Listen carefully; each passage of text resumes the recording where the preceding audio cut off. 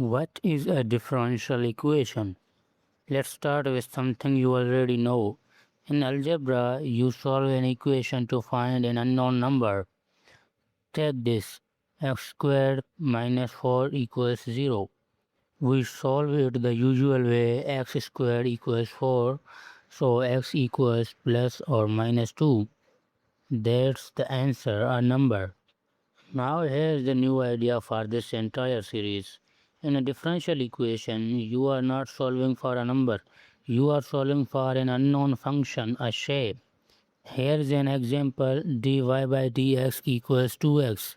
This isn't an equation about a number, it's a rule for how something changes its slope at every single point.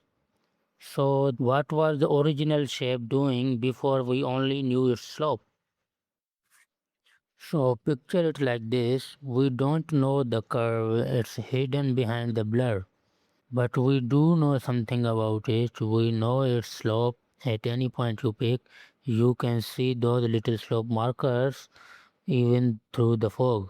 That's the mystery. Somewhere under this blur is one specific curve, and solving the differential equation is exactly what removes the blur. Watch.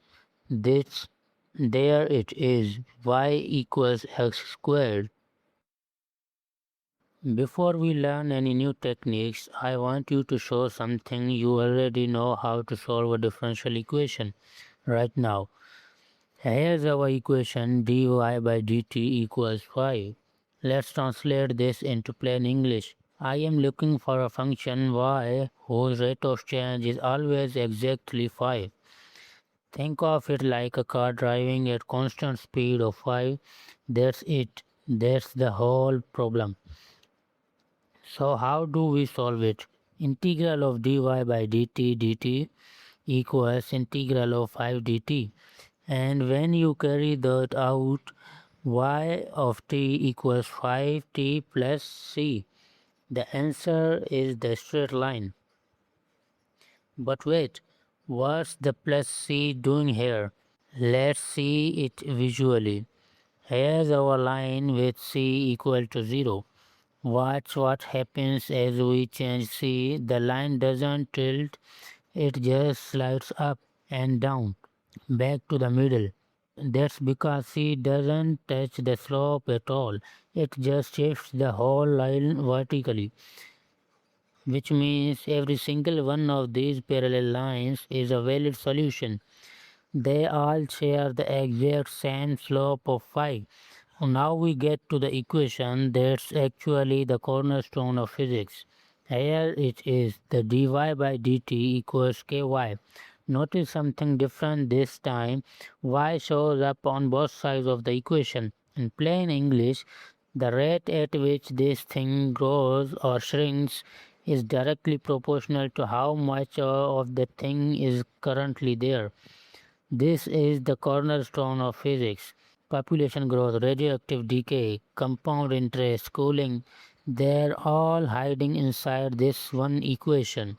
So let's actually solve it. This technique is called separation of variables. Step 1. Move all the y terms to the left. 1 over y dy equals k dt. Step 2. Integrate both sides. Now remember from a couple of videos back, the integral of 1 over y is the natural log of y. So our equation becomes natural log of y equals kt plus c. Now we need to solve for y by itself. To undo the natural log, we make both sides power of e. E to the natural log of y equals e to the kt plus c. The left side just collapses down to y because the natural log and the Euler's constants are the inverse of each other. So y equals e to the c times e to the kt. And here's a small but important move. E to the c is just some constant number, so we relabel it and call it c again, which gives us the famous result y of t equals c e to the kt.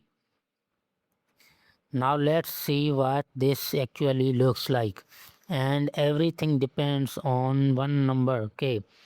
Watch the curve as k increases. When k is positive, we get growth.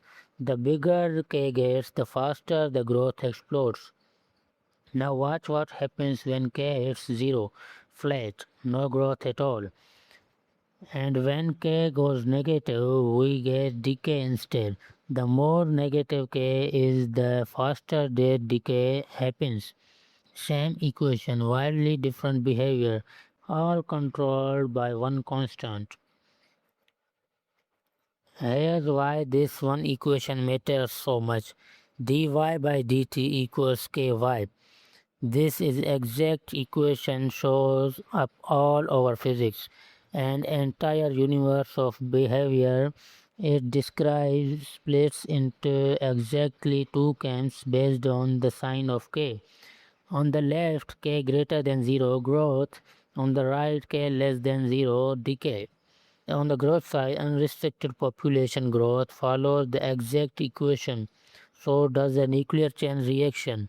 On the decay side, this is exactly how radioactive half-life works. It is also Newton's law of cooling, the same math behind a hot cup of coffee cooling down on your desk. And it's a discharging capacitor in an RC circuit. Population booms, radioactive atoms decaying, your coffee going cold, a circuit losing charge. Same math, widely different world.